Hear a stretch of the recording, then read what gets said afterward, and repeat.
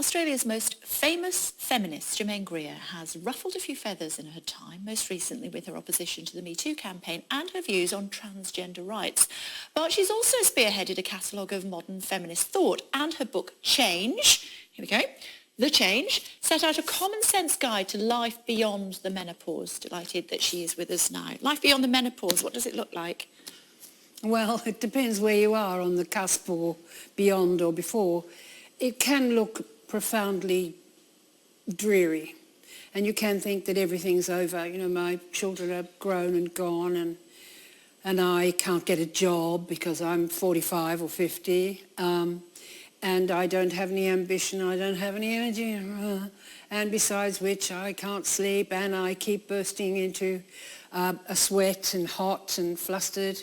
There's very good news about that, by the way, which is that we found out what causes hot flushes. What?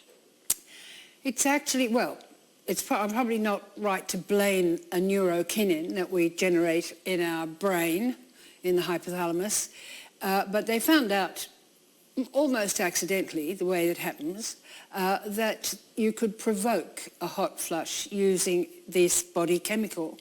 And that suggested a way to control them. Once you know what starts them, you can work out how to stop them. And that work was being done by Julia Sprague 2015. Now they're in the middle of developing it for use by the public, and Julia's name's kind of got submerged in heavier names that belong to her university, UCL, and also probably, I suspect, to the industry, because there'll be money involved now, and the university, in the way of things, has to maximise that. But it's there and it's coming. And for women whose lives are still a misery from hot flushes, because for some women they will go on for the rest of their lives. They never stop. And that must be really wearing, and it undermines people's confidence. You know, they start... Yeah, I mean, it's a bit of a challenge, let me tell you, when you're on the telly and you look like you've had a bucket of cold water thrown over you. But so I'm particularly interested in this. How would you describe yourself? I always describe myself as a feminine feminist. How would you describe yourself? I do my best to avoid describing myself. There are so many other people describing me. I can't read what they say because I might react to it. I might think, oh yes, that's how I want to be, or oh no, I'll have to think of doing something else, so they won't call me that. I mean, I've been called everything, just about. There are people who think I'm masculine. There are people who think I'm hysterical. There are people who think I'm unbearable. I try not to think about it. Which of those sting? I don't want to be self-conscious. Do any of them sting? No, not really. They would if the people were closer to me. They would if there were people who really knew me, who dismissed me in a word or two. But when people who've never met me have an opinion, it's not something I can respond to. I read that you were a major voice of the second wave feminist movement in the latter half of the 20th century. Are you happy with that mantle? Well, I'm about as happy as I am with things like Germaine Greer's legacy. Sort of put up my hand and say, excuse me, but I'm not still here. Yeah, sorry. How does that manifest itself, though, your feminist movement latter half of the 20th century? How do you see yourself as a flag carrier for women of a certain age? I wouldn't say that. I've never thought of myself as a leader. When people say you changed my life, I beg them not to give me the credit for what they did. And I try to get people to understand that I did the best I could. I wrote a book. It's not a very good book, but women took to it. They read it and they made up for its inadequacies. And it did give them the courage to make changes and to in particular to change situations that were not good for them, that were making them doubt themselves, making them lose their self-confidence, making them apologetic, all the things we're used to. So that's important. Don't want to think of that. But there is a thing. I was listening to Piers Morgan shouting yesterday about how you women want equality, therefore, and going on and on about Sue Perkins and her sexist jokes at the BAFTAs. And saying, you know, and there was a collage of all the things that she said that annoyed Piers. It's so easy to annoy Piers, it's quite difficult to avoid it, but and he was shouting about how you want equality and you think you can get away with doing this sort of thing. Now, I've never wanted equality. I don't see that the best we can hope for is the lives that men have under corporate capitalism. I think lots of men are miserable in the corporate world, and the corporate world's quite good at disappointing people. And what I want is freedom for women. But that's a difficult thing. Freedom is strenuous and dangerous, and you can shrink from freedom. But women haven't done that. The thing that really gets me is that the women I talk to all the time, I talk every week or couple of weeks, and lots of these women have walked out of comfortable marriages where they were miserable and have really struck out for freedom. They've faced it all down. They had half the income they had before or less. We all know how difficult it is to get child support. So when you strike out as a single mum, a single parent, you actually enter a world of toil and trouble and loneliness and no holidays and things you can't afford and things the kids want and so on. And these women have breasted it all. They've just accepted their new destiny, and they're different women. They're strong and they are optimistic and they're confident. And I'm really, really impressed by them. You want equality in pay, though, don't you? You want us to be equal. Well, it's a curious thing. I mean, one of the things Sue Perkins said was something about, don't ask me how much I'm being paid. Let's say I'm putting in half the effort. And I thought, now, wait a minute, Sue. In the job you're in, you bargain. When they ask you, will you do the BAFTAs for us, you say, or your agent says, if you're clever, you won't say it yourself, and you actually negotiate a fee. And if your fee is not as great as a fee that somebody else could negotiate, regardless of sex, I would say, then that's market. That's the business that you're in.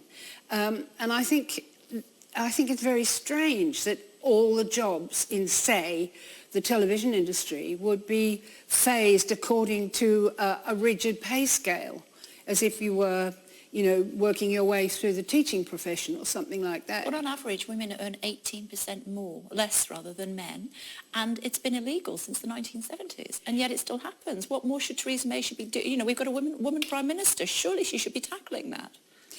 Well, now you have to think about exactly what that means as well. I mean, for lots of women, it's because they won't actually work as many hours and they will have an interrupted career because they'll be raising children and so forth. Now, the thing that gets me is if that's your feeling that women should be paid exactly the same as men over the life career, then I have to say, okay, well, in that case, they must stop working for nothing. And you may say, well, what do you mean working for nothing? I mean exactly that. The unpaid work in the world is done by women, and it's called housework and child raising and dropping the kids at football or at school. It's all the unpaid work, the many, many hours you put in for your family. And we've got to do something more hard-headed about that. If you really want to make that argument, you have to say to the person you're sharing a house with, this has got to be even Stevens. Because I'm already tired before I go to work in the morning. What about women in the workplace? They should, whether they've taken a break of 3 months or 3 years or whatever, if they are doing a job that is comparable to a man, legally, they should be paid the same, and they're not, it would appear. Well, now, if we actually think back to the Equal Pay Act at the 70s, time, yeah, Barbara Castle. One of the worst things that happened was that the elite trades unions arrived at a formulation that they should have known better than to adopt, which was that women would be paid equal pay for work of equal value. Mm-hmm. Now, every single trade unionist knows that work has no value.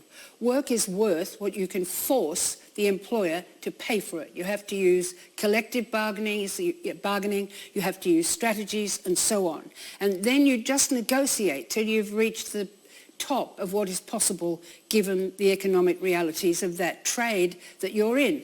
They were perfectly happy for women in the trades union movement to work for a fraction of what the top earners in their trade union were earning.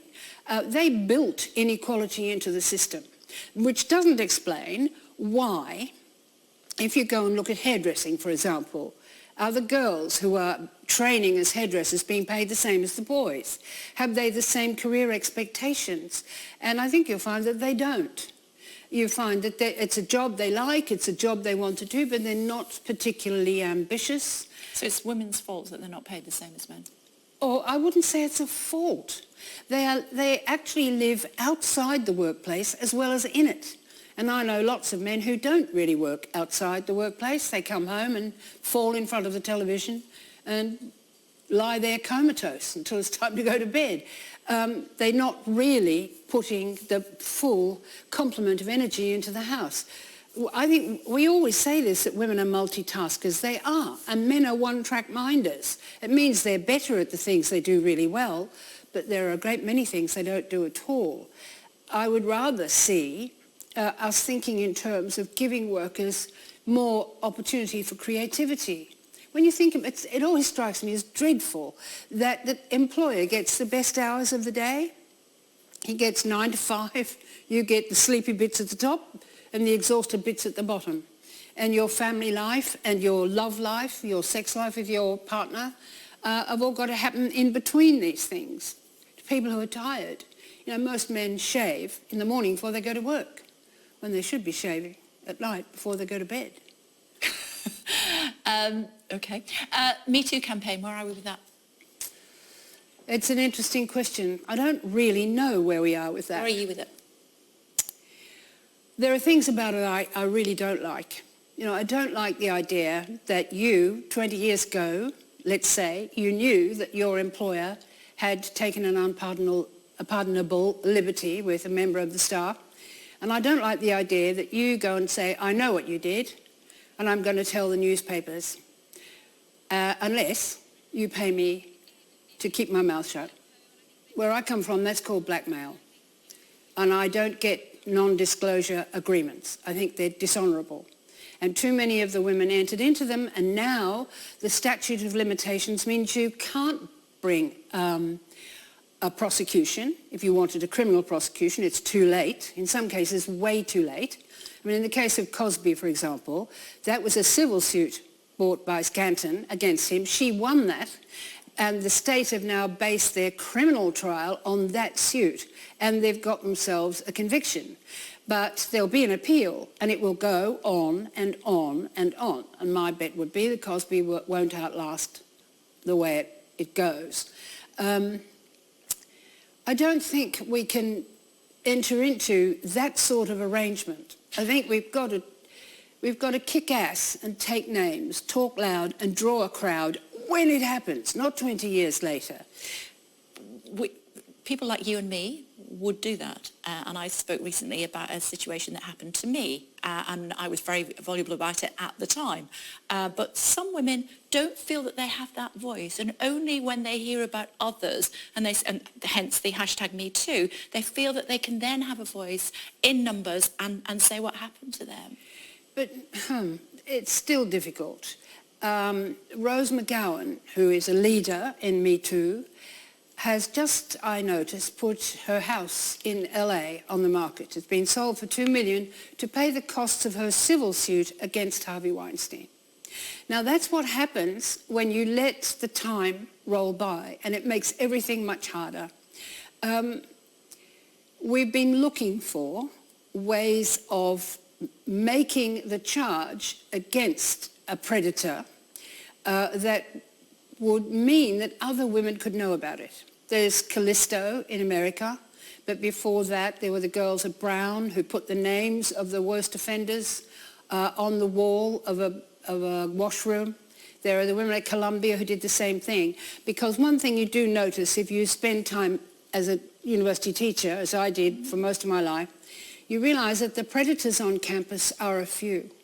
And it's not true that all men are rapists. Most men probably aren't.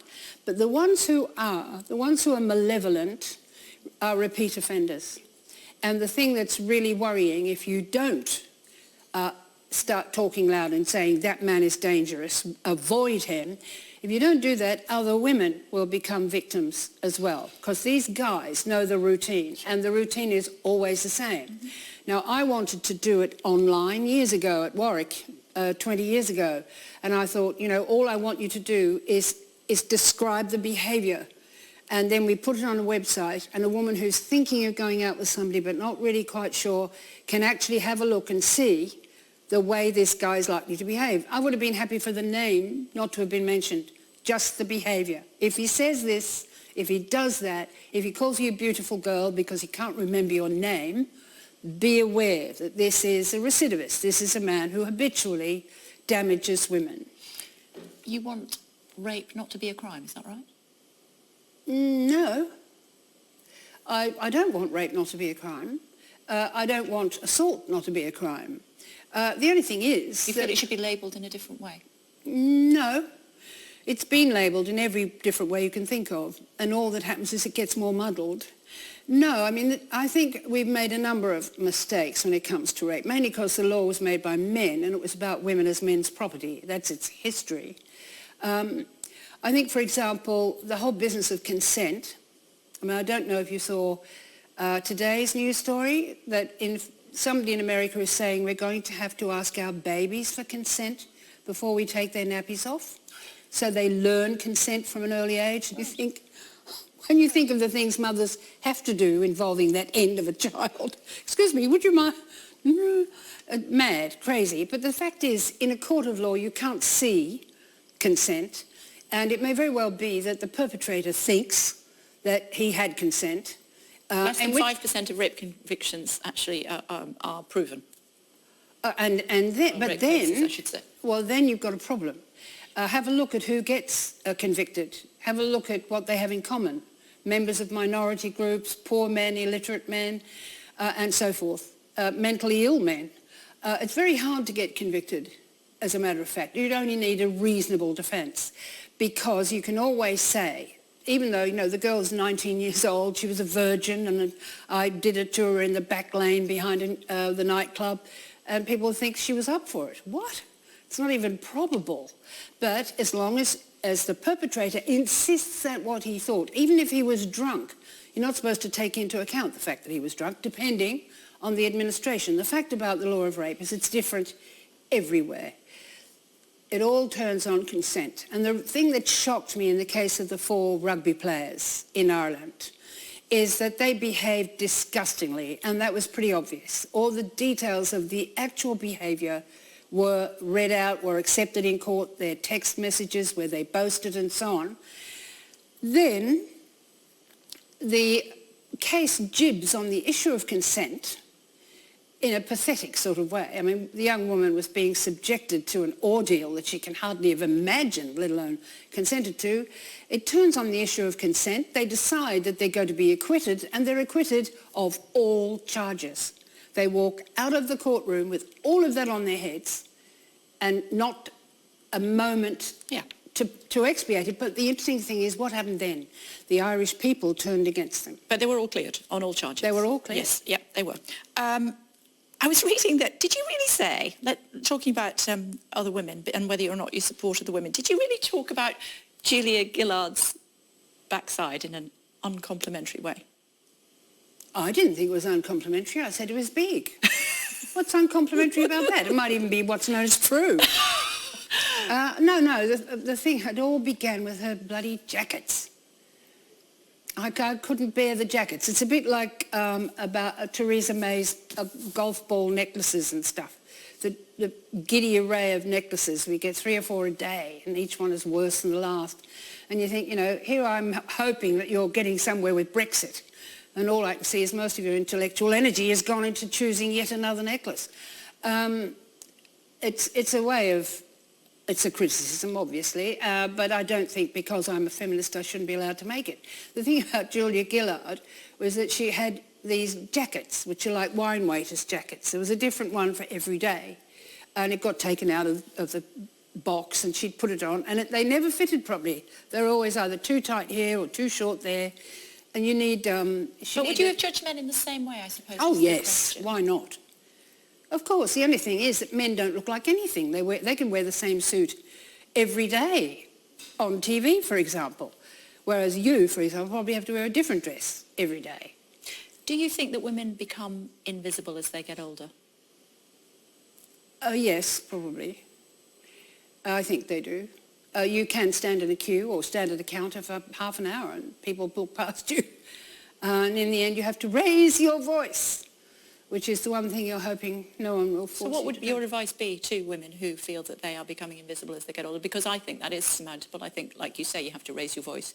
And I use all sorts of different techniques so that people take notice of me. What about you? Well, I'm rather big. I'm apt to block the view. But it's places like the forecourt of the garage, when I can remember once I was putting air in the tyre of my little Triumph Herald convertible and I exploded it. I blew it completely up because I couldn't read the gauge properly. And I realised then that I'd become invisible, because even a month before, somebody in the garage would have come to help me. But they didn't that day, and I blew up my tyre. So I had to think about that quite hard. You don't attract attention the way you used to, except my life is a bit odd because people are, these days, more than ever before, something's happening out there. People come up and talk to me and say, you're my hero and all this sort of thing, and I have to say, please, don't make me your hero, please.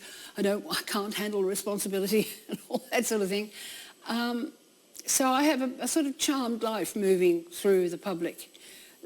Either people have no idea who I am, or they do know who I am, and they want to press my hand, or have a selfie, or something. And I don't like it much. I'd rather not be noticed, actually. Really? Oh, yeah.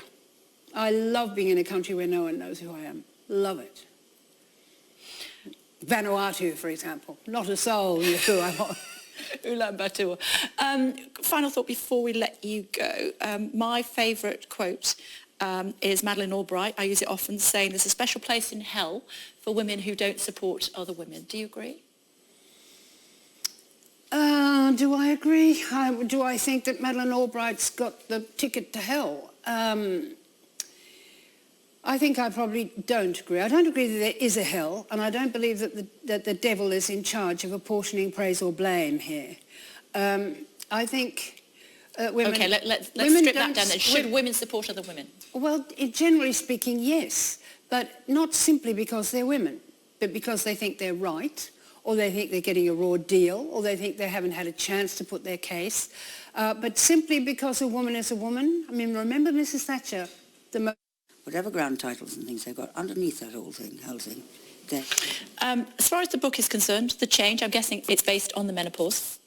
Well, it's all about the menopause. And it's about it being a change, in fact. But it's a change that brings you back to yourself in many ways. You spent your life working for other people, looking after a partner, looking after children, carrying out your job, which is quite likely to be a caring job, and then you get to menopause. And in fact, nowadays women, of course, are getting to menopause and they've got children approaching adolescence because they've given birth so late and they're thinking, oh my God, and then at the other end the parents are dropping off the twig and it's all on them. And it's hard. And it is a rocky trip for many people. But you will get through it. You do crash a pain barrier and you emerge stronger and you emerge much more like the girl you were before you became the tool of your reproductive destiny. You are that person, that inquisitive, daring dreamer. I agree. Germaine Greer, it's been an absolute pleasure. Thank you so much for joining us on Sky News this afternoon. Thank you. Thank you. Thank you. Bear with us 1 second if you would. Tune in tomorrow at 3:30 to see my interview with the Queen's cousin, Lady Elizabeth Anson, including her experiences behind the scenes at royal weddings, ahead of the weekend's big day for Prince Harry and Meghan Markle. Whatever ground titles and things they've got underneath that whole thing, they are human beings. So if you go with that so they're hopelessly in love as